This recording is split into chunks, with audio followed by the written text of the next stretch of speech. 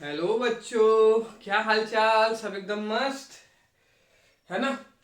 तो आज हम लोग क्या करने वाले हैं भाई कि how to crack JEE Mains इन 45 डेज, है ना। तो मैं पूरा आप लोग को प्लानिंग बताऊंगा कि जो जेई मेंस हमारा एग्जाम से होता क्या है, उसका पैटर्न क्या है, कितने नंबर ऑफ क्वेश्चंस हमारे आते हैं, कितने में नेगेटिव मार्क होता है, कितने में नहीं होता है, कितने इंटीरियर टाइप के क्वेश्चन होते हैं, कितने आपके एमसीक्यूज होते हैं, है ना। किस कैटेगरी का कितना कट ऑफ होता है ना। और 45 डेज में हमारी क्या प्लानिंग होनी चाहिए पढ़ने की, है ना, जिससे हम जेई मेंस एग्जाम बहुत इजीली क्रैक कर सकते हैं। होता क्या है बच्चे कि अप्रोक्सीमेट आपके 10 से 12 लाख बच्चे हर साल जेई मेंस का हमारा पेपर देते हैं। अभी जो रेशियो लास्ट 2-3 साल का रहा है, और भैया उसमें सिलेक्शन कितने का होना है? 50,000 का होना है। क्योंकि बच्चों, जो हमारा जेई मेंस एग्जाम्स होता है किसके लिए होता है? एडमिशन इन ट्रिपल आईटी, है ना, NIT, GFIT and some other states government college के लिए होता है। क्या होता है? लेकिन मैं ट्रिपल आईटी, एनआईटी, जीएफआईटी की बात करूं बच्चों, तो इसमें अप्रोक्सीमेट 50,000 सीट आपके होते हैं। क्या होते हैं? अप्रोक्सीमेट आपके 50,000 सीट होते हैं, है ना।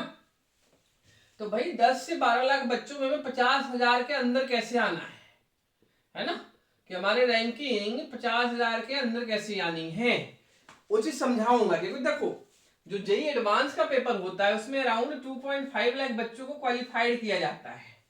तो जेई, इसका मतलब ये हुआ कि आप जेई में एडवांस का पेपर दे सकते हो और 2.5 लाख रैंकिंग आने तक। इसका कदे ये मतलब नहीं हुआ कि आपको जेई मेंस की काउंसलिंग में कोई सीट मिल जाएगा एनआईटी, ट्रिपल आईटी या जीएफआईटी में। ये तभी मिल पाएगा जब आपकी रैंकिंग क्या होगी? अंडर 40 to 50,000 होगी। क्या होगी? अंडर 40 to 50,000 होगी, अगर आप जनरल कैटेगरी से बिलोंग करते हैं देन, है ना बच्चों। और बाकी जो कैटेगरी एससी एसटी होते हैं या हमारे ओबीसी वाले बच्चे होते हैं, उन लोगों का थोड़ा कम जाता है। जैसे एसटी एसटी वाले बच्चों का अगर ऑल इंडिया रैंक 1 लाख के राउंड में, तब पर भी सीट मिल जाता है। इसलिए हमें सारे पहले एग्जाम पैटर्न डिस्कस हम लोग करेंगे। इसके बाद कैटेगरी वाइज कितना मिनिमम कट ऑफ होना चाहिए, कितना इसका आपका मिनिमम मार्क्स आने चाहिए, है ना बच्चों, वो भी डिस्कस करूंगा। इसके साथ साथ आपकी 45 डेज में स्टडी प्लान क्या होना चाहिए भाई, किस टॉपिक पे हमें ज्यादा ध्यान देना चाहिए, जहां से श्योर शॉर्ट हमारे क्वेश्चंस मैथ फिजिक्स केमिस्ट्री में बनते हैं, आपके इजीली क्वेश्चंस होते हैं ना।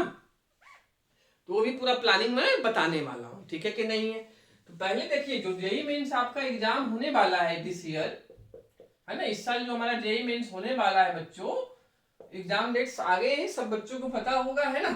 मैंने अपने Telegram channel PS math physics academy, किस पे? जो हमारा पीएस मैथ फिजिक्स एकेडमी है,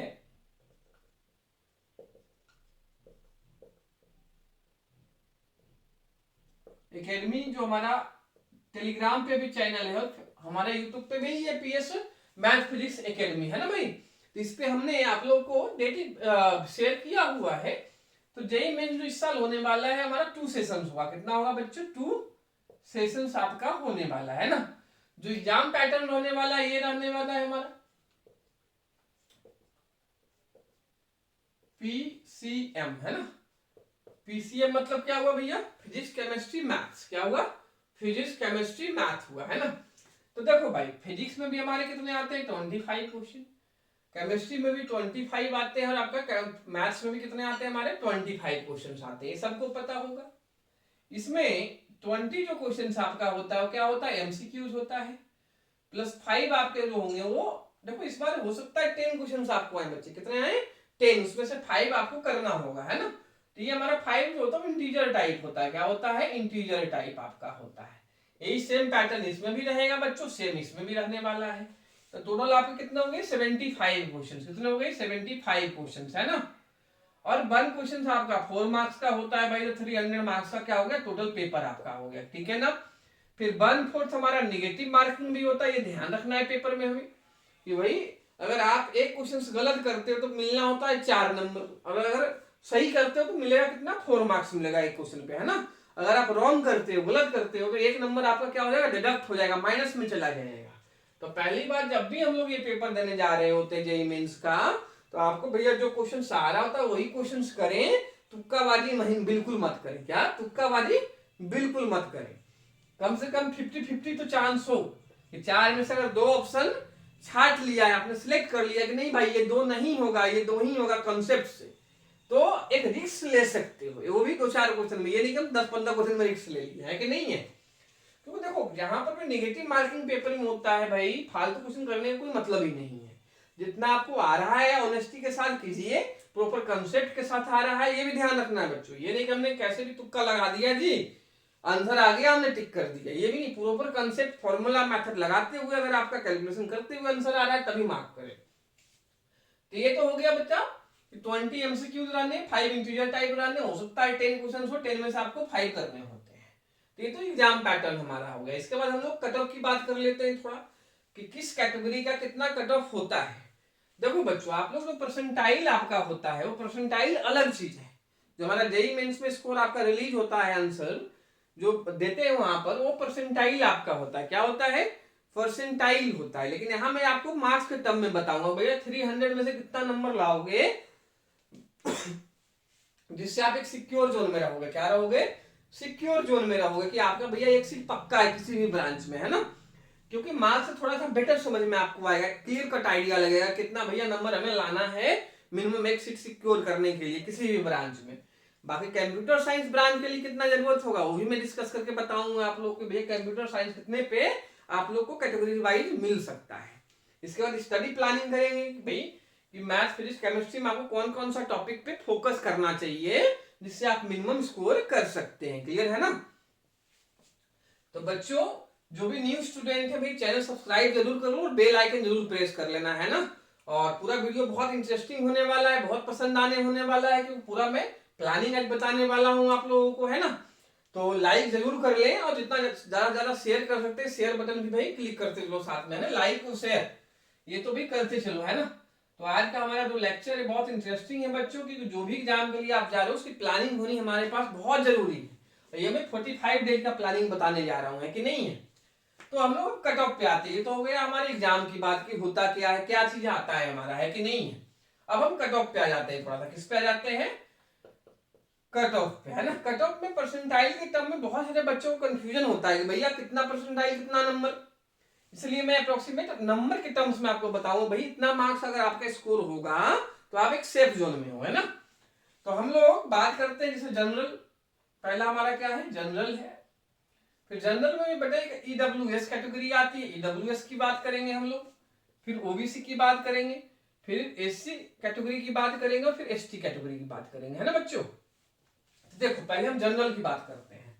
देखो भाई जनरल को अगर एक सीट चाहिए किसी भी ब्रांच में, क्या किसी भी ब्रांच में चाहिए, तो कम से कम बेटा 120 प्लस आना चाहिए, यानी 300 में से कम आपके 120 नंबर होने चाहिए, तभी आपका एक सीट क्या है, पक्का है ट्रिपल आईटी एनआईटी या जीआईटी में, है ना, कि नहीं है।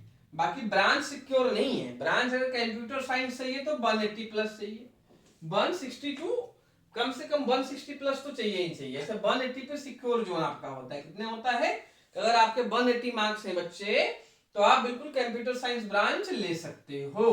तो देखो कंप्यूटर साइंस ब्रांच हमारा बहुत सारे बच्चों की पहली प्रायोरिटी होती है, क्योंकि ऑफकोर्स कैंपस जो हमारा प्लेसमेंट होता है कंप्यूटर साइंस ब्रांच में सबसे ज्यादा होता है आपका, है कि नहीं है। पैकेज भी ज्यादा होता है, तो बहुत सारे लोगों की फर्स्ट चॉइस क्या होती है, कंप्यूटर साइंस होती है। तो जनरल कैटेगरी मतलब आपका 30 क्वेश्चन, आपको कम से कम 30 क्वेश्चन करना है 75 में से सही, है ना। और गलत भैया एक बिल्कुल मत करो। देखो उसमें, और आपको कंप्यूटर साइंस चाहिए तो 45 क्वेश्चंस करना पड़ेगा सही, है कि नहीं है। अब ईडब्ल्यूएस पे आ जाते हैं। ईडब्ल्यूएस पे अगर जनरल में हो और ईडब्ल्यूएस से बिलोंग करते हो तो आपको सिलेक्शन के लिए 100 मार्क्स स्कोर करना होता है। कितना, 100 या उससे प्लस लाओ तो अच्छी बात है, मिनिमम 100 आपका चाहिए, है ना। और कंप्यूटर साइंस ब्रांच चाहिए तो 150 टू 160 प्लस आपका, कितना 160 प्लस पे चाहिए आपका स्कोर ईडब्ल्यूएस में। या 150 प्लस भी मैं कह सकता हूँ। 10-5 नंबर देखो आगे पीछे हर साल होता जाता है कि आपका कौन से सेशन में हुआ था पेपर, उसका लेवल क्या था, तो 10-5 नंबर तो आगे पीछे होगा, है ना। ये तो मैं मिनिमम क्राइटेरिया आप लोग को बता रहा हूँ, ठीक है कि नहीं है। कि अगर ईडब्ल्यूएस में है तो आपको 25 क्वेश्चन मिनिमम करना पड़ेगा सही जाके। कंप्यूटर साइंस के लिए भाई 160 मतलब 40 क्वेश्चन आपका हो गया, है ना। अगर बच्चा ओबीसी में है तो ओबीसी में बेटा ईडब्ल्यूएस ओबीसी का एक ही जैसा चलता है, इसमें भी 100 प्लस चाहिए आपको। और कंप्यूटर साइंस ब्रांच चाहिए तो आपका वही 150 से 160 प्लस में चाहिए आपको मार्क्स, है ना। ये मैं आपको मार्क्स बता रहा हूं, है कि नहीं। बाकी मैं परसेंटाइल का भी थोड़ा सा इंफॉर्मेशन दूंगा आप लोगों को। अब एससी पे आ जाते हैं। एससी वाले को बेटा 80 प्लस मार्क्स चाहिए सिलेक्शन के लिए। ये 80 प्लस मतलब आपका जो रैंक आ जाएगा ऑल इंडिया वो अंडर 50,000 आ जाएगा एसटी में, है ना। मतलब एक सीट आप आपके बिल्कुल सिक्योर जोन में हो। बाकी कंप्यूटर साइंस आप लोग को इजिली मिल जाता है बच्चों। एसटी में जो बच्चे हैं 90 प्लस वो ले आए, 90 to 100 ले आए, है ना। तो एससी वालों को कंप्यूटर साइंस ब्रांच भी मिलने के चांसेस 99% होते हैं, या 100% भी कर सकता हूँ। अब एसटी वालों पे आ जाते हैं। एसटी वालों का कट ऑफ सबसे कम जाता है। क्या जाता है? एसटी वालों का कट ऑफ सबसे कम जाता है। अगर एसटी में कोई बच्चा है, क्या है, एसटी में अगर कोई बच्चा है तो अगर वो 50 प्लस मार्क्स भी ले आ जाता है, कितना, 50 प्लस मार्क्स। 50 मतलब देखो एससी वाले में 20 क्वेश्चन का बात था, एसटी वाले में कितना था, कंप्यूटर साइंस चाहिए तो आपको करना पड़ेगा अराउंड 25 क्वेश्चन, है ना। अगर एसटी में कोई बच्चा है वो भैया 13-14 क्वेश्चन भी सही कर देता है, कितना नंबर 13-14 क्वेश्चन भी कर दे सही, तो उसका काम हो गया जी, सिलेक्शन हो गया, है ना। और बाकी इस बच्चे को कंप्यूटर साइंस ब्रांच चाहिए तो कितना मार्क्स ले आए, 60 प्लस, ज्यादा नहीं 60 प्लस। अगर 60 से ऊपर नंबर है यानी 15 क्वेश्चन किसी एसटी वाले बच्चों का सही है तो उसका वही जो भी ट्रिपल आईटी एंड आईटी में कंप्यूटर साइंस ब्रांच चाहिए मिल जाएगा, ठीक है कि नहीं। अब कोई बच्चा कैसा है, इसको परसेंटाइल में थोड़ा कन्वर्ट करो तो क्या होगा। तो देखो सिंपल है, एक अप्रोक्सीमेट आइडिया मैं आप लोग को दे सकता हूं, है ना। कि देखो अगर हमारा 100 मार्क्स है ना, क्या है, 100 मार्क्स है, तो परसेंटाइल में अगर हम इसको कन्वर्ट करें, किसमें, परसेंटाइल में अगर हम कन्वर्ट करें तो ये आपका 90 से 95 के बीच में परसेंटाइल आपकी बनती है। कितनी बनती है बच्चों, अगर 100 नंबर आप आउट ऑफ 300 में से 100 ला रहे हो तो आपकी परसेंटाइल 90 से 95 के बीच में बनती है। ये आपका 92 भी हो सकता है, 93 भी हो सकता है, 94 या 90 भी हो सकता है। अगर आप 120 से 150 के 160 के लाइन में हो, कितना हो बच्चों, 120 से 160 हो तो ये आपका 95 से 98 परसेंटाइल बनता है बच्चों, है ना। फिर आपका अगर आपका ये मान के चलो 160 या 170 तक मान सकते हो, यही चीज बनता है। अगर आपका 170 प्लस और 300 तक है, कहां तक है, तो ये आप मान के चलिए आपका ये 99 प्लस में चला जाता है। किसमें चला जाता है, 99 प्लस परसेंटाइल में आपका ये चीज चला जाता है बच्चों, है ना। तो ये तो मैंने परसेंटाइल का एक रफली आइडिया दे दिया, क्या कह दिया, रफली आइडिया। बाकी देखो एग्जामिनेशन पेपर का जो लेवल होता है उसके अकॉर्डिंग 10-5 नंबर तो ऊपर नीचे हर साल होता रहता है कि नहीं है। कि पेपर का लेवल क्या है, किसी बच्चे को लिखना लग रहा है कि हमें राइटिंग की जरूरत है भाई, तो अगर कॉपी पेन है तो लिख लो या स्क्रीनशॉट ले सकते हो आप लोग, है कि नहीं है बच्चों। तो ये तो मैंने अभी ओवरव्यू किसका दिया कि पेपर का पैटर्न क्या है हमारा, किस कैटेगरी के लिए कितना नंबर जरूरत है मिनिमम, है ना। और उस नंबर को हमने परसेंटाइल के टर्म में आप लोगों को रफली आइडिया देके बताया कि परसेंटाइल के टर्म में अगर हम नंबर को जो मार्क्स है अगर हम परसेंटाइल में कन्वर्ट करें तो कितना बनता है कितने मार्क्स पे, ठीक है कि नहीं बच्चों। तो अगर किसी को राइटिंग की जरूरत लग रही है तो लिख लो बच्चों। इसके बाद हम लोग क्या पढ़ने वाले हैं भाई कि हमारी प्लानिंग क्या होनी चाहिए 45 डेज में, हमें किस टॉपिक पे ज्यादा कंसंट्रेशन करना चाहिए। मैं तीनों सब्जेक्ट का बताऊंगा, मैथ, फिजिक्स एंड केमिस्ट्री, तीनों का मैं बताऊंगा, ठीक है ना बच्चों। तो ये चीज समझ में आया होगा सबको, है ना। अगर किसी को लग रहा है राइटिंग की जरूरत तो राइटिंग कर लेना, अदरवाइज स्क्रीनशॉट ले सकते हो या दोबारा भी देख सकते हो, आपके पास सारे ऑप्शंस खुले हुए हैं ना कि नहीं। इसके बाद हम लोग बात करते हैं स्टडी प्लानिंग। देखो जो भी एग्जाम जा रहे हो पहले तो उसका पैटर्न पता हो, कितना नंबर में मिनिमम लाना होता है ये चीज पता हो, है ना। और कितने पर हम सिक्योर जोन में रहते हैं ये चीज पता हो। तो देखो अपने कैटेगरी वाइज में जो बच्चे जिस कैटेगरी में आते हैं वो अपना मिनिमम जरूर लेके चलना, क्या मिनिमम जरूर लेके चलना कि भैया मिनिमम हमें कितना करना होता है। मैं जो आज प्लानिंग बनाने वाला हूँ 45 डेज में, 45 डेज 45 क्वेश्चन, क्या 45 डेज 45 क्वेश्चन हम कैसे कर सकते हैं बच्चों ये बताऊंगा, है ना। तो जो राइटिंग करना चाह रहे तो राइटिंग कर लिया होगा मेरे समझ से सभी ने बच्चों। वीडियो पसंद आ रहा है तो लाइक शेयर भैया करते चले, इसमें भाई कोई भी कंजूसी नहीं करे बिल्कुल भी, है ना। और चैनल पर नए हैं तो सब्सक्राइब जरूर चैनल कर लेना और बेल आइकन जरूर प्रेस कर लो जिससे न्यू वीडियो का आप लोग को अपडेट्स मिलता रहे, नोटिफिकेशंस मिलता रहे, है ना। चलिए ये तो हो गया पेपर का ओवरव्यू, भैया पेपर में आता क्या है। अब एक एक सब्जेक्ट करके हम लोग देखेंगे, है ना। कि एक एक सब्जेक्ट करके मैं बताऊंगा आप लोग को बच्चों कि किस सब्जेक्ट में हमें किस टॉपिक पे कंसंट्रेशन देना चाहिए जिससे हम लोग का 100% वहां से क्वेश्चंस बन सकता है ना। तो पहले हम सबसे पहले स्टार्ट करेंगे मैथ्स की बात, किसके करेंगे हम लोग, मैथ्स की बात करेंगे, है ना, कि भाई मैथमेटिक्स में हमें किस टॉपिक पे कितना कंसंट्रेशन देना चाहिए, क्या है, किस टॉपिक पे कितना कंसंट्रेशन हमें देना चाहिए और क्या किसकी वेटेज होती है। तो यहाँ हम लोग जो प्लानिंग करने वाले हैं बच्चों, 45 डे 45 क्वेश्चन, कितने 45 क्वेश्चन इंटू 4 यानी 180 मार्क्स। 180 मार्क्स मतलब आपका क्या होता है भैया, परसेंटाइल में अगर हमने कन्वर्ट करो तो 99 प्लस परसेंटाइल आएगा, कितना आएगा, 99 प्लस परसेंटाइल। तो इतना में तो ये होगा भैया कि कोई जनरल कैटेगरी का भी बच्चा है तो कंप्यूटर साइंस ब्रांच ले सकता है, और बाकी SC ST वाले बच्चे तो इतने नंबर में टॉप कर जाएंगे अपनी कैटेगरी में, क्या है, अपने कैटेगरी में तो टॉप कर जाएंगे भैया SC ST वाले जो बच्चे हैं, कि नहीं है। तो हम लोग की प्लानिंग क्या रहेगी, देखो इसमें 45 क्वेश्चन जो करने का तरीका होता है कि हमारे किस सब्जेक्ट में कितने क्वेश्चन होना चाहिए, उसमें देखो एक प्रिंसिपल हम लोग बताते हैं, 13 + 15 + 17 कॉन्सेप्ट, है ना, 13 15 17। 13 अब कोई बच्चा कहे सर ये चीज क्या है, तो ये हमारा 13 हमारा होता है मैथ, 15 होता है फिजिक्स और 17 आपका होता है केमिस्ट्री MPC, है ना। तो भाई मैथ में हमारे 13 क्वेश्चन बने, फिजिक्स में 15 बने, केमिस्ट्री में कितना बचे, 17 क्वेश्चन बने। तो इस तरीके से आपका 45 कंप्लीट होता है, क्या होता है, 45 कंप्लीट होता है। बाकी देखो मैथ में 13 में क्यों बोल रहा हूँ, मैथ में अगर 13 में 99 आपका बन रहा है ना, तो फिजिक्स में आपका 15 क्वेश्चन में 99 बनेगा, केमिस्ट्री में 17 क्वेश्चन में आपका 99 परसेंटाइल बनेगा। अब मैथ में कोई बच्चे सर कम में क्यों बन जाता है 99 प्लस, क्योंकि बेटा मैथमेटिक्स जो है ना, आज 2-3 साल की बात करूं मैं प्रीवियस ईयर की, तो मैथ का लेवल एक अच्छा लेवल आता है आपका, है ना, कि आपके जो मैथ में 25 क्वेश्चंस होते हैं वो डेप्थ ऑफ कॉन्सेप्ट में होते हैं। अगर मैं मैथमेटिक्स में 25 की बात करूं तो 5-6 क्वेश्चन को छोड़ दूं तो बाकी जो क्वेश्चन होता है ठीक ठाक कॉन्सेप्ट पे होता है, कैलकुलेशंस भी मैथमेटिक्स में होता है आपका। इसलिए जो मैथ में बच्चे हैं वो 13-15 क्वेश्चन भी अगर करते तो अच्छा माना जाएगा आपका, है ना। बाकी भाई देखो जिसका इंटरेस्ट है मैथमेटिक्स में, अच्छा पढ़ा है, तो भाई 13 क्या वो 25 भी कर सकता है, वो तो एक अलग बात हो गई, एक्सेप्शन हो गया, है ना। ऐसे जो मैथमेटिक्स में स्कोरिंग अभी बच्चे जो कर रहे हैं 2-3 सालों 13 से 15 क्वेश्चन करके पा रहे हैं, एक एवरेज बच्चे की मैं बात कर रहा हूँ, है ना। फिजिक्स में आपका 13, फिजिक्स दूसरे नंबर पे है। फिजिक्स देखो क्या होता है कि आपका 25 में से मान लो 10-12 क्वेश्चन तो बहुत ही बेसिक कॉन्सेप्ट के आते हैं, कि अगर आपने 11-12 सब्जेक्टिव फिजिक्स बहुत अच्छे से कंसेप्चुअली पढ़ा है तो आप बना सकते हैं। और केमिस्ट्री तो एवरग्रीन होता है, केमिस्ट्री आपका ऑलवेज इजी आता है, क्योंकि केमिस्ट्री में कॉन्सेप्ट तो होते हैं, लेकिन मैथ और फिजिक्स आप कंपेयर करें तो केमिस्ट्री में कम कम कॉन्सेप्ट होता है, कि नहीं है। तो ये तो हो गया MPC प्रिंसिपल, 45 हमें कैसे लेना है ना, कि नहीं है बच्चों।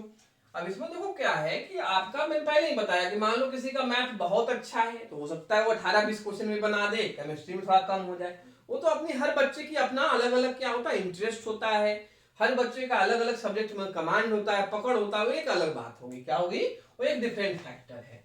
तो प्रोग्रामिंग पहले किस पे आते हैं, मैथमेटिक्स पे आते हैं, कि मैथ्स में कहां से स्टार्ट, कौन कौन से टॉपिक पर हमारा कंसंट्रेशन होना चाहिए बच्चों, है ना।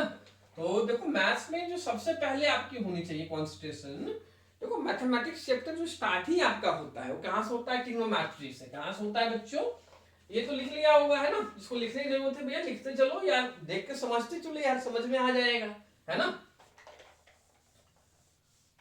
तो देखिए मैथ में जो मैं बात करूं, मैथ में सबसे पहला टॉपिक आपको करना चाहिए, कौन सा टॉपिक से स्टार्ट करना चाहिए वो मैं बताता हूं, है ना। तो मैथ में सबसे जो पहला टॉपिक हमारा होना चाहिए बच्चा, ट्रिग्नोमेट्री होना चाहिए। क्या होना चाहिए, trigonometry, trigonometry and inverse trigonometry. कौन सा होना चाहिए अपना, देखो इसमें अब जो मैथ फिजिक्स केमिस्ट्री में बताने वाला हूं, इसमें अगर आप टॉपिक बाय लिखते चले, थोड़ा सा राइटिंग कर ले तो आपको ज्यादा बेटर रहेगा जब भी, है ना। और बाकी अभी देख लो, अभी कॉपी पेन नहीं है तो कोई दिक्कत नहीं है, पहले लेक्चर पूरा देख लो, एक बार घर जाने के बाद या जब भी कॉपी पेन आपके पास एक बार दोबारा देख के नोट डाउन कर लेना, है कि नहीं है। तो पहला हमारा आता है ट्रिग्नोमेट्री एंड ITF, है ना, इनवर्स ट्रिग्नोमेट्रिक फंक्शन। देखो ट्रिग्नोमेट्री हमारा अगर सब्जेक्टिव की बात 11th क्लास में होता है, इनवर्स ट्रिग्नोमेट्री हमारा 12th क्लास में होता है। अब कोई बच्चा कहे सर आप ट्रिग्नोमेट्री यही दोनों चैप्टर सबसे पहले क्यों बोल रहे हो, क्यों देखो मैथ्स में आप कोई भी चैप्टर पढ़े, चाहे आप अलजेब्रा पढ़े, कैलकुलस पढ़े या ज्योमेट्री पढ़े, ज्योमेट्री मतलब 2D और 3D पढ़े, है ना, हर जगह आपका ट्रिग्नोमेट्री इनवर्स ट्रिग्नोमेट्री का यूज होना है। इनवर्स ट्रिग्नोमेट्री तो फिर भी हमारा कम होता है बच्चों, बट ट्रिग्नोमेट्री का यूज सबसे ज्यादा होता है। क्या होता है? ट्रिग्नोमेट्री का यूज सबसे ज्यादा होता है। उसके साथ साथ ये टॉपिक आपको पेपर में कम से कम 3 to 4 क्वेश्चंस भी दे देता है। कितना दे देता है? 3 to 4, है ना? कितना? ट्रिग्नोमेट्री और इनवर्स ट्रिग्नोमेट्री दोनों मिला के मैं कह रहा हूं बच्चों 3 to 4 क्वेश्चन हमें देता है। कितना देता है? 3 to 4, या ये मिनिमम है इसकी, है ना? क्या है? मिनिमम है, क्योंकि हमारा क्या है, ट्रिग्नोमेट्री आपका और भी कैलकुलस में बहुत अच्छा यूज होता है हमारा ट्रिग्नोमेट्री, है कि नहीं है? तो ये ट्रिग्नोमेट्री और इनवर्स ट्रिग्नोमेट्री तो पढ़ना बहुत जरूरी है, ठीक है? फिर दूसरे टॉपिक जो आता है कि आप दूसरा पढ़े complex number and quadratic equation. Complex number and quadratic equation, ये आपका अलजेब्रा का टॉपिक हुआ। किसका हुआ? अलजेब्रा का। तो कॉम्प्लेक्स एंड क्वाड्रेटिक जो इक्वेशन है बहुत स्कोरिंग है। हर साल इससे कम से कम आपके 2 से 3 क्वेश्चंस आते हैं, मिनिमम 2 मैक्सिमम 3। किससे? Complex and quadratic equation. So बनता है, अगर आप अच्छे से पढ़े हैं तो बनता है इससे क्वेश्चन, है कि नहीं है? इसके बाद थर्ड टॉपिक में नाम किसका लूंगा भाई? एक सीक्वेंस एंड सीरीज पढ़ लेना। क्या पढ़ लेना? सीक्वेंस एंड सीरीज, है ना?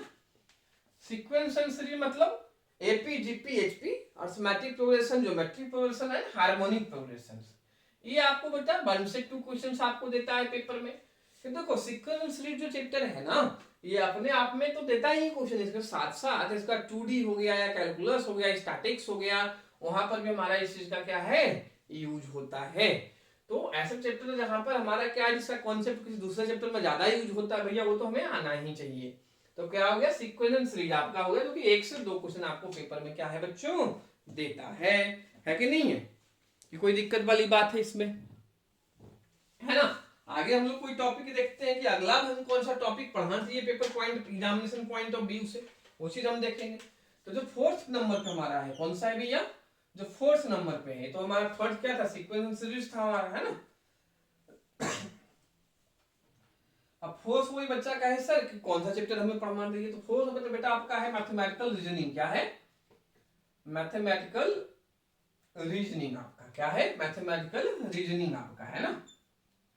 ये आपका बेटा एक क्वेश्चन 100% है। क्या है? और बहुत इजी टॉपिक होता है, बहुत छोटा सा टॉपिक होता है और बहुत इजीली आप इससे एक क्वेश्चन कर सकते हो, है ना?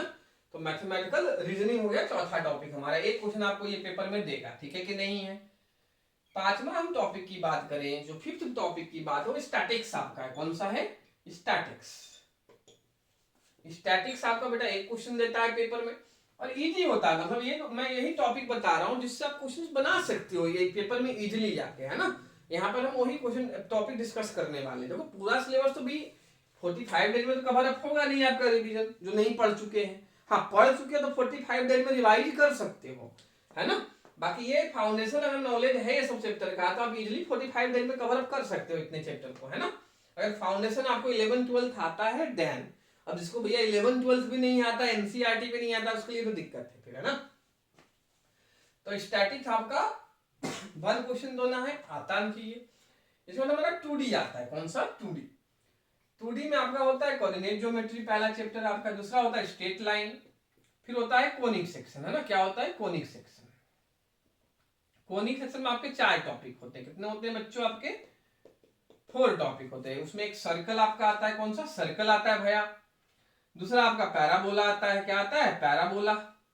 फिर आपका एलिप्स आता है। फिर आपका हाइपरबोला आता है। क्या आता है? हाइपरबोला। तो कहने को देखो तो ये 4 चैप्टर आपके अपने आप में होते हैं और 2 टॉपिक ये होता है। 6 चैप्टर थोड़ा 2D के अंदर होता है, जो कि 11th क्लास एनसीईआरटी का टॉपिक ये होता है बच्चों। तो ये 2D अपने आप में जो देता है आपको पेपर में, जो देता है 2 से 3 क्वेश्चन देता है। कितना देता है? 2 से 3, या मैक्सिमम कभी कभी 4 क्वेश्चंस भी आते हैं। लेकिन ये इंपॉर्टेंट क्या है, क्यों है, ये समझना। क्योंकि जो 2D हम लोग पढ़ते हैं, coordinate geometry, straight line, circle, parabola, ellipse या हाइपरबोला, इसका भाई कैलकुलस में हमारा बहुत ज्यादा यूज होता है। क्या होता है? कैलकुलस में बहुत ज्यादा यूज होता है ना? तो ऑफकोर्स हमें ये चीज आना चाहिए जो कैलकुलस में हम लोग पढ़ते हैं। इसके साथ साथ बहुत जगह और भी हमारा, जैसे कॉम्प्लेक्स नंबर में आपका यूज होता है ये चीज। थोड़ा बहुत कोनिक सेक्शन जो हम लोग ये पढ़ते हैं, स्ट्रेट लाइन जो पढ़ते हैं, हमारा कॉम्प्लेक्स नंबर में भी यूज होता है। ये इंटरलिंक होता है 2D आपका। क्या होता है? इंटरलिंक होता है। और बाकी 2 से 3 क्वेश्चन अपने आप खुद में भी देता है ये आपका, है कि नहीं है? तो ये हमारा 6 टॉपिक हो गया बच्चों। अब इसके बाद कोई बोले कौन सा टॉपिक करना चाहिए हमें भाई, तो ये हमारा 11th क्लास था। अगर एनसीईआरटी के अकॉर्डिंग चलूं तो ये 11th क्लास हमारा था। क्या था? 11th क्लास आपका। 12th में आपको कौन सा करना? हाँ, 12th में आईटीएफ आपका 12th क्लास में होता है। किसमें? इनवर्स ट्रिग्नोमेट्री फंक्शन, है ना। 7th टॉपिक हमारा जो बच्चों आता है वो आता है matrix and determinant, matrices and determinant, M&D। Matrix and determinant आपको पेपर में कम से कम 2 मैक्सिमम 3 क्वेश्चन आपको देता है, 2 या 3, है ना। और बहुत सिंपल होता है। अगर हम लोग JEE Mains advance level matrix determinant पढ़ लेते हैं और लास्ट 20 इयर्स का क्वेश्चन हम लोग कर लेते हैं भैया, तो 100% इससे क्वेश्चन बनना है मैट्रिक्स एंड डिटर्मिनेंट से आपका, है ना। फिर इसके बाद जो 8वां टॉपिक आपका होगा बच्चों, क्या होगा? जो 8 टॉपिक हमारा कौन सा चाहिए? वो करना चाहिए वेक्टर एंड 3D। कौन सा? Vectors and 3D। ये भी आपका 2 से 3 क्वेश्चन देगा। वेक्टर एंड 3D भी क्या देगा? 2 से 3 क्वेश्चन आपको देता है मिनिमम, है ना। मिनिमम 2 क्वेश्चन आएंगे बच्चों, मैक्सिमम आपके 3 क्वेश्चन आते हैं। किससे? वेक्टर एंड 3D से। किससे? वेक्टर एंड 3D से, है ना। फिर 9th टॉपिक की हम बात करें, कौन सा करना चाहिए इसके बाद वही वेक्टर 3D के। तो इसके बाद आपका एक होता है LPP, है ना, लीनियर प्रोग्रामिंग। क्या? लीनियर प्रोग्रामिंग, जो कि आपका 1 क्वेश्चन 0 से 1 होता है। मैं लीनियर प्रोग्रामिंग ये नहीं कहूंगा हर साल आता ही है, बट सिंपल होता है, कॉन्सेप्ट इज वेरी सिंपल। तो आपको लीनियर प्रोग्रामिंग जैसा चैप्टर छोड़ना नहीं चाहिए, है ना। अगर आपने 12th एनसीईआरटी के लीनियर प्रोग्रामिंग पढ़ा है तो जेईई का क्वेश्चन हो जाएगा आपसे, ठीक है कि नहीं है। बहुत ही फाउंडेशन फंडामेंटल कॉन्सेप्ट पे क्वेश्चन पूछते हैं, पर इसमें 100% गारंटी नहीं है, आ भी सकता है नहीं भी आ सकता। टॉपिक सिंपल इसलिए मैं पढ़ने बोल रहा हूँ, ठीक है ना। फिर बाकी हम लोग टॉपिक भी चले 12th का, तो उसमें हम लोग कैलकुलस पे आते हैं। पूरा कैलकुलस तो अपने आप में बहुत डेप्थ में होता है। तो पूरा कैलकुलस तो अगर आपके पास भैया पूरा 1-2 साल का टाइम है तभी हम पूरा कैलकुलस कर सकते हैं। बाकी कैलकुलस से आपके पूरा कैलकुलस मतलब लिमिट्स से लेके डिफरेंशियल इक्वेशन तक, लिमिट्स से लेके कहां तक? डिफरेंशियल इक्वेशन तक आपका कैलकुलस होता है। तो कैलकुलस पूरा बच्चों करने में बहुत टाइम टेकिंग होता है हमारा, है ना। इसके साथ साथ उससे वही 4 से 5 क्वेश्चन आपके जेईई मेंस में आते हैं, है ना।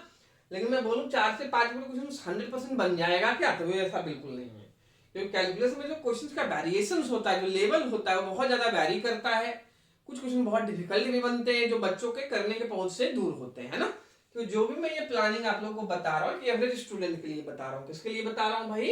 एक एवरेज बच्चों के लिए बता रहा हूँ, है ना।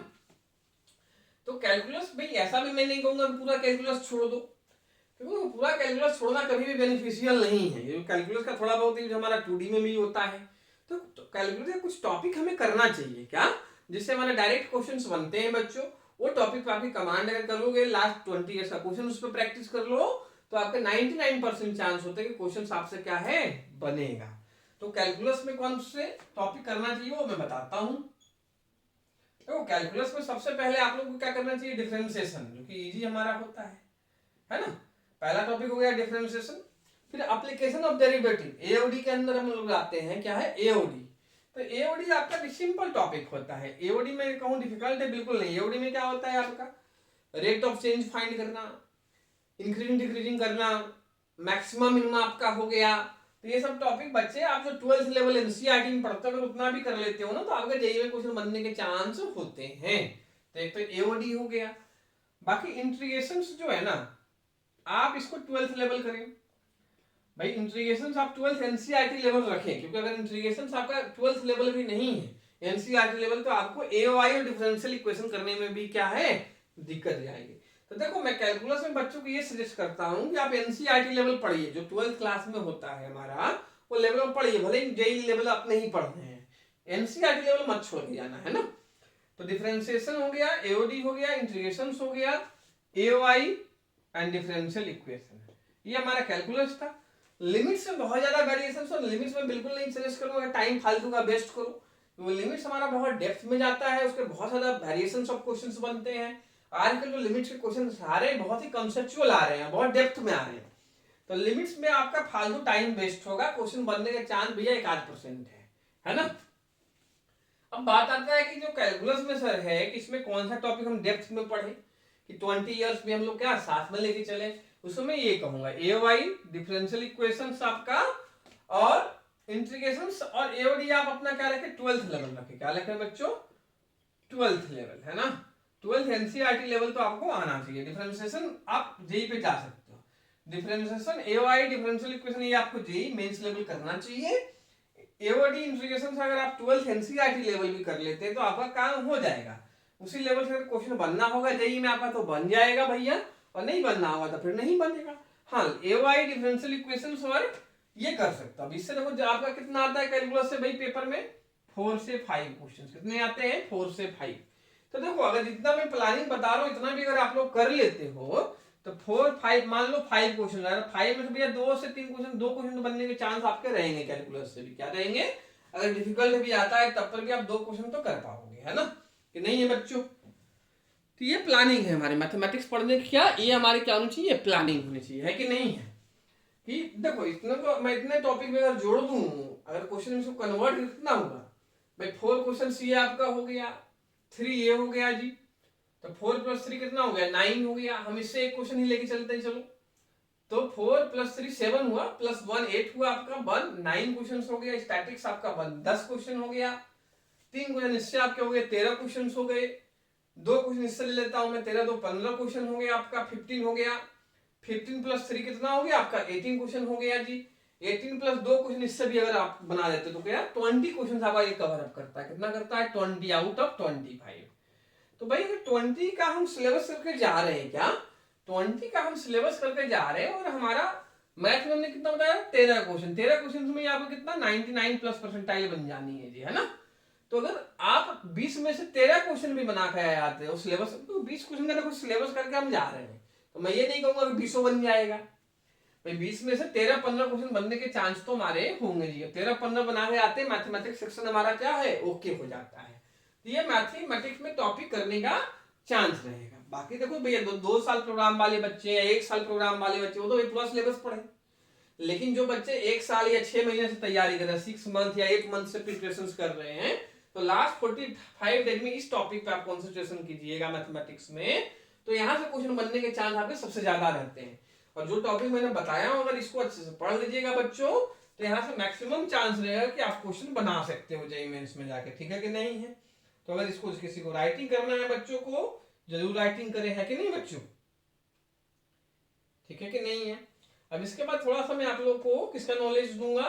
फिजिक्स का नॉलेज दूंगा कि भाई फिजिक्स में हमें कैसे पेपर अटेम्प्ट करना चाहिए, ये चीज मैं बताऊंगा, ठीक है बच्चों?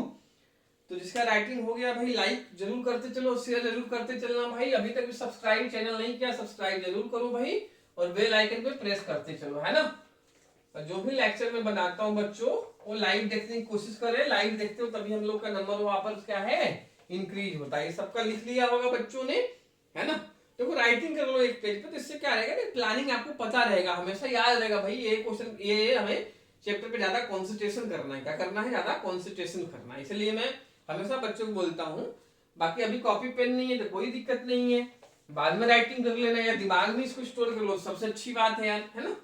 अब फिजिक्स पे आता हूँ मैं। किस पे आता हूँ बच्चों? फिजिक्स पे आता हूँ, है ना। मैथमेटिक्स का समझ में आया होगा फंडा। ये हमने जो बताया फंडा वो 20 क्वेश्चन का बताया। 20 में से भैया अगर पढ़ के जाइएगा, तो देखिए लास्ट जो भी टॉपिक पढ़ते लास्ट 20 या 15 साल मान लो, लास्ट 15 ईयर्स का क्वेश्चन जरूर करें आप लोग, है ना। तो देखो जो जेईई मेंस का पेपर हमारा आता है, कहीं ना कहीं उसका कॉन्सेप्ट जो है लास्ट ईयर का जो पेपर होता है उससे मिलता जुलता होता है। क्या होता है बच्चों? उससे मिलता जुलता आपका होता है ना। तो इससे क्वेश्चन बनने के चांस ज्यादा रहेंगे। अब हम लोग किस पे आ जाते हैं? फिजिक्स पे आ जाते हैं। किस पे? फिजिक्स पे। क्योंकि फिजिक्स में हमें कौन कौन सा टॉपिक करना चाहिए, क्या है बच्चों? फिजिक्स में कौन कौन सा टॉपिक हमें करना चाहिए, है ना, जेईई फिजिक्स पे, है ना। तो जेईई फिजिक्स का देखो क्या है कि भाई देखो ये मैं फिर से बता रहा हूँ कि जो भी प्रोग्रामिंग बता रहा हूँ, जो चैप्टर में बताऊंगा उससे आपके 99% क्वेश्चन बनने के चांस होते हैं आपके, है ना। तो फिजिक्स में अगर 11th फिजिक्स हम स्टार्ट करें जो एनसीईआरटी के अकॉर्डिंग है, तो देखो 11th फिजिक्स में एक तो आप यूनिट डायमेंशंस करें। क्या करें? Unit and dimension. ये आपको बेटा एक क्वेश्चन 100% देगा। क्या देगा? 100%। ये बनता है क्वेश्चन। अगर यूनिट डायमेंशन हमें कंसिस्टेंटली पढ़ लिया और लास्ट ईयर का क्वेश्चन प्रैक्टिस कर लिया 15 साल का भाई, तो 100% एक क्वेश्चन बनेगा आपका। दूसरा हमारा वेक्टर्स होता है, जो कि हम मैथमेटिक्स में भी पढ़ते हैं वेक्टर्स, तो इससे भी एक क्वेश्चन आपका जेईई मेंस में आता है। अगर वेक्टर्स आपने मैथमेटिक्स वाला भी अच्छे से पढ़ लिया, फिजिक्स वाला भी एक क्वेश्चन भैया बन जाएगा, ठीक है। दूसरा है वन डी मोशन। क्या? One D motion and kinematics, है ना। One D motion and projectile motion. क्या है? प्रोजेक्टाइल मोशन, है ना। तो बंडी और प्रोजेक्टाइल मोशन से आपका 1 से 2 क्वेश्चंस देता है। मिनिमम एक क्वेश्चन तो इससे आता ही नहीं बच्चों, मैक्सिमम 2 क्वेश्चन आएगा, इससे ज्यादा नहीं आता है। लेकिन इसके भी बनने के चांस क्या है, क्वेश्चन पेपर में आपका होता है। बंडी मोशन से आपका क्या है, बंडी मोशन से आपके क्वेश्चन बनने के चांस होते हैं हमेशा, है कि नहीं है।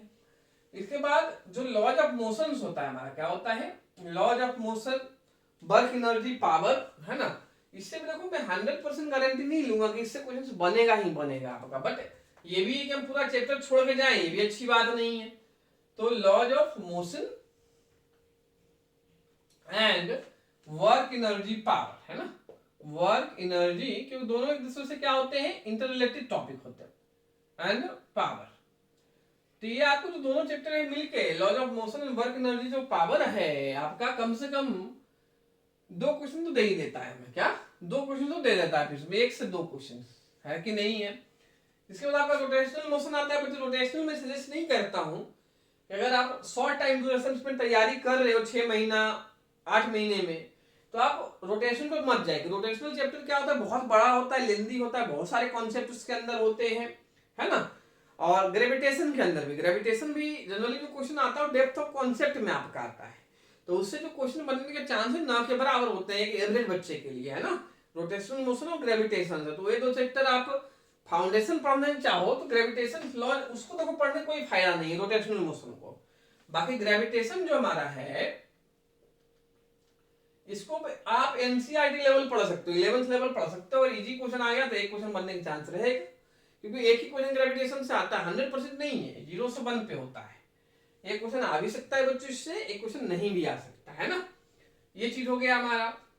इसके बाद हमारा स्टेट ऑफ मैटर आता है, क्या आता है, स्टेट ऑफ मैटर, है ना। तो स्टेट ऑफ मैटर में आपका सॉलिड स्टेट पहला होता है आपका, फिर फ्लूइड्स होता है हमारा, है ना, fluid dynamics and statics. Kinetic theory of आपका गैसेज होता है, काइनेटिक थ्योरी ऑफ गैसेज आपका होता है ना। इसी के बीच में आपका काइनेटिक थ्योरी ऑफ गैसेज से आपका क्या आता है, थर्मोडायनेमिक्स हमारा आता है,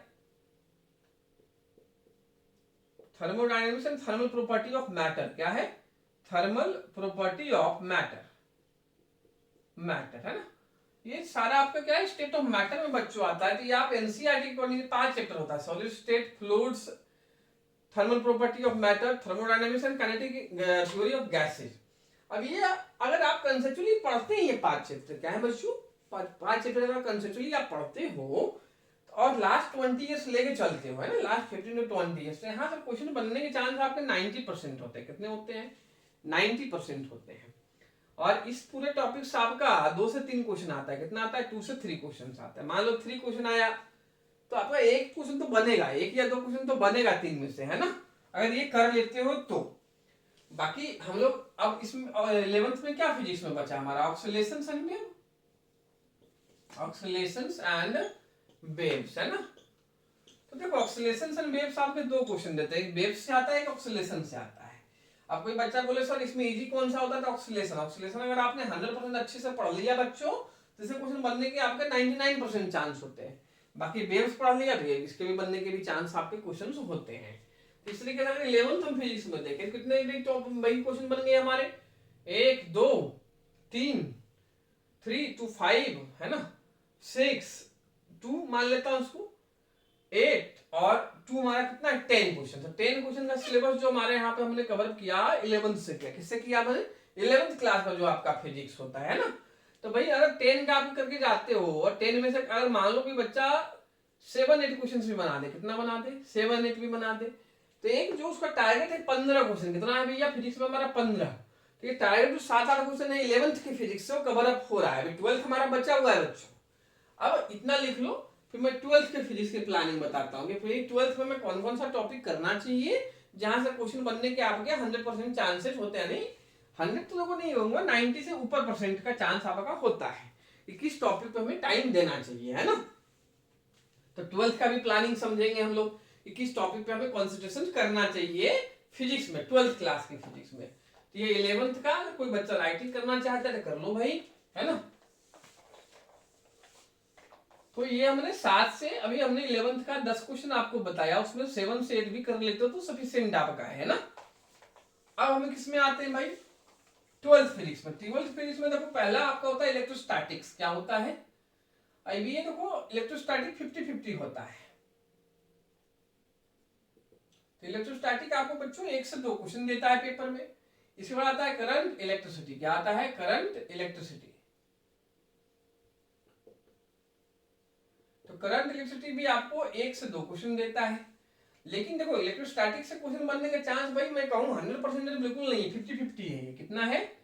50-50% आपका। लेकिन पढ़ना जरूरी है एनसीईआरटी लेवल कम से कम, क्योंकि एनसीईआरटी लेवल पढ़िएगा तो इसका आगे भी यूज होता है हमारा, है ना। हाँ, करंट इलेक्ट्रिसिटी में यहाँ पे 90% चांस होता है आपके क्वेश्चन बनने। क्या होता है? करंट इलेक्ट्रिसिटी हमने अच्छे से पढ़ लिया है बच्चों, और अगर हमने लास्ट 15 ईयर क्वेश्चन किया है तो यहाँ 90% चांस है कि आपके क्वेश्चन बनेंगे, है ना। इसके बाद हमारा क्या आता है? Magnetic effects of current and magnetism, है ना। Magnetic effects of current and magnetism. तो देखो भाई मैग्नेटिक इफेक्ट ऑफ करंट कोई जरूरत नहीं करने का, क्योंकि इससे फिर से वही जैसा रोटेशनल मोशन था वहां पे, ऐसे यहाँ होता है मैग्नेटिक इफेक्ट ऑफ करंट्स। इसमें बहुत सारे कॉन्सेप्ट होते हैं, डेप्थ में टॉपिक होता है, बहुत सारे न्यूमेरिकल्स कीजिएगा तब पर भी चांस 100% तो नहीं कहूंगा, 90% नहीं कहूंगा, यहाँ पर 30% चांस है बनने का। हाँ, इसका तो दूसरा चैप्टर होता है मैग्नेटिज्म। क्या होता है? मैग्नेटिज्म जो आपका होता है ये कर लेना, इसे 0 से 1 क्वेश्चन कभी कभी आता है, डायरेक्ट भी आता है ना। इसके बाद हमारा है ईएमआई एंड एसी। क्या है? EMI and AC. इससे आपका 1 से 2 क्वेश्चन आता है बच्चा। इसमें एसी जो होता है बहुत सिंपल होता है, एसी मत छोड़ना। एसी तो भाई 100% करना और लास्ट ईयर क्वेश्चन भी करना, है ना। एसी से आपका 100% क्वेश्चन बनेगा, एसी से अगर आता है तो, है कि नहीं है। इसके बाद ईएम वेव आपका होता है। देखो ईएम वेव तो सबसे ज्यादा स्कोरिंग हम कहूंगा, वो सबसे ज्यादा सिंपल। ये भाई 2 घंटे का टॉपिक हमारा होता है और एक क्वेश्चन हमें पेपर में देता है हंसते खेलते। क्या देता है? हंसते खेलते। और एक क्वेश्चन 100% आपका बनेगा अगर आपने लास्ट ईयर प्रैक्टिस किया है तो। ईएम वेव में जो सबसे ज्यादा क्वेश्चन बच्चों बनता है वो वेव इक्वेशन में बनता है। किस पे? वेव इक्वेशन की। भैया ईएम इलेक्ट्रिक और मैग्नेटिक फील्ड है, तो इलेक्ट्रिक फील्ड दे देंगे, मैग्नेटिक फील्ड का इक्वेशन पूछ लेंगे, मैग्नेटिक फील्ड दे देंगे, इलेक्ट्रिक फील्ड का इक्वेशन पूछ लेंगे। उस पे सबसे ज्यादा क्वेश्चन आता है आपका, तो ईएमएफ से 100% बनेगा। इसके बाद आपका क्या आता है? ऑप्टिक्स, है ना। तो ऑप्टिक्स में 2 ऑप्टिक्स हमारे रे एंड वेव। क्या है? रे एंड वेव ऑप्टिक्स, है ना। तो देखो रे का भी 50-50। रे आप एनसीईआरटी लेवल पढ़े बस, सब्जेक्टिव लेवल। क्या है? Subjective level. यहाँ पे ये 50-50 का हिसाब किताब है। 50% चांस है बन भी सकता है, 50% चांस है नहीं भी बन सकता है। इसमें ज्यादा टाइम वेस्ट मत करें ऑप्टिक्स में, एनसीईआरटी लेवल पढ़ के जाए, है ना, 12th लेवल। हाँ, वेव ऑप्टिक्स स्कोरिंग हमारा फिर से होता है कि वेव ऑप्टिक्स अगर आपने अच्छे से कर लिया, लास्ट ईयर क्वेश्चंस कर लिया बच्चों, तो यहाँ आपके 90% चांस है कि क्वेश्चन बन जाएगा। और रे वेव मिलकर आपको जेईई मेंस में 2 क्वेश्चंस देता है। कितने? 2 क्वेश्चन जनरली देता है ना। दोनों टॉपिक मिलकर रे एंड वेव 2 से 3 क्वेश्चन आपको देता है पेपर में, ठीक है। उसके बाद हमारा आता है क्या? Modern physics. क्या बेटा? मॉडर्न फिजिक्स, है ना। मॉडर्न फिजिक्स हमारा जो होता है 3 चैप्टर होता है। Dual nature of matter. क्या? Dual nature of matter, atoms and nuclei. क्या? न्यूक्लियाई, है ना। ये दोनों चैप्टर में, तीनों चैप्टर मिलके आपको पेपर में 2 से 3 क्वेश्चन देता है बेटा, और सबसे ज्यादा स्कोरिंग होता है। यहाँ अगर लास्ट कर लो तो 100% क्वेश्चन बनेगा। क्या बनेगा? 100%। ड्यूल नेचर, एटम्स, न्यूक्लियाई जो कि मॉडर्न फिजिक्स का पार्ट होता है, ये जेईई मेंस और एडवांस दोनों में स्कोरिंग है। क्या है? जेईई मेंस और एडवांस आपका दोनों बच्चों स्कोरिंग है। और अगर इसको अच्छे से आप पढ़ लें, लास्ट ईयर जेईई मेंस का क्वेश्चन बना के जाएं, तो यहाँ 2 या 3 क्वेश्चन जो भी आएगा 100% क्वेश्चन बनेगा, इसमें कोई दिक्कत ही नहीं आएगी। ये फिजिक्स का सबसे सिंपल टॉपिक है, मान के चलो, है ना। इसके बाद हमारा क्या आता है भाई? सेमीकंडक्टर। क्या आता है? सेमीकंडक्टर भाई, है ना। तो सेमीकंडक्टर बेटा आपका 1 से 2 क्वेश्चन देता है, 100% क्वेश्चन बनेगा अगर आपने कंसेप्चुअली पढ़ा है और लास्ट 15 ईयर प्रैक्टिस किया है सेमीकंडक्टर, तो 100% इससे भी क्वेश्चन बनेगा आपका। फिर लास्ट टॉपिक आता है कम्युनिकेशन सिस्टम। क्या आता है? कम्युनिकेशन सिस्टम, है ना। ये एक क्वेश्चन 100% देगा और 100% बनेगा अगर आपने पढ़ लिया तो। देखो 12th फिजिक्स में बच्चों सबसे ज्यादा स्कोरिंग है। ये तो मैंने सारा टॉपिक बता दिया, इसमें मैं कितना टाइम देना चाहिए, कितना चांस है। तो सबसे ज्यादा स्कोरिंग मैं कहूंगा उसमें सबसे ज्यादा तो 12th में स्कोरिंग है एसी एक है, एक आपका ईएम वेव है, मॉडर्न फिजिक्स है, सेमीकंडक्टर है और कम्युनिकेशन है ना। ये सबसे ज्यादा स्कोरिंग है। कितना टॉपिक अगर आप EM, AC, EM wave, current electricity, तो current electricity, AC, EM wave, modern physics, semiconductor and communication, अगर ये इतना आप ढंग से कर लेते हो बच्चों, क्या ढंग से कर लेते हो, तो आपके भी इस 90% इस टॉपिक के क्वेश्चन आपके बनेंगे, क्या है, बनेंगे। तो अगर मैं यहाँ पे कैलकुलेशन कर लूँ 12 में कितना हो गया, 2 4 हो गया हमारा, एक 5 हो गया है ना, इस पे एक ही मान के चलता हूँ 6, एक 7 क्वेश्चन आपके हो गए, ऑप्टिक्स में 2 मान लेते हैं तो 9 क्वेश्चन आपके हो गए, 3 आपके 12 हो गए, 12 और 2 एक 13 हो गए, 14 क्वेश्चन हो गए, है ना भाई। तो 14 15 क्वेश्चन का हमारा यहाँ पर 14 क्वेश्चन का हमारा सिलेबस कवर हुआ 12th में। तब 14 में से अगर बच्चे आप कितना कर लो, 9 8 या 9 क्वेश्चन भी करो, है ना, तो 7 8 इधर 8 9 इधर, अगर दोनों को हम एडअप कर ले 11th एंड 12th फिजिक्स को, तो जो हमारा टारगेट है, क्या है, जो टारगेट है 15 से 17 क्वेश्चन वो हमारा फुलफिल होता हुआ दिखाई दे रहा है ना बच्चों। ये पूरा समझ में आया और प्लानिंग की फिजिक्स में किस टॉपिक पे कितना टाइम देना है, कहां पर 90% चांस है क्वेश्चन, कहां पे 100% चांस है ना। तो एक बार राइटिंग करना, जल्दी से राइटिंग कर लो, और भाई लाइक और शेयर तो क्लिक करते ही चलो जल्दी से, है ना। और अभी भी सब्सक्राइब नहीं किया, सब्सक्राइब जरूर करो और बेल आइकन जरूर प्रेस कर लेना, जिससे न्यू वीडियो का अपडेट्स मिलता रहेगा, है ना बच्चों।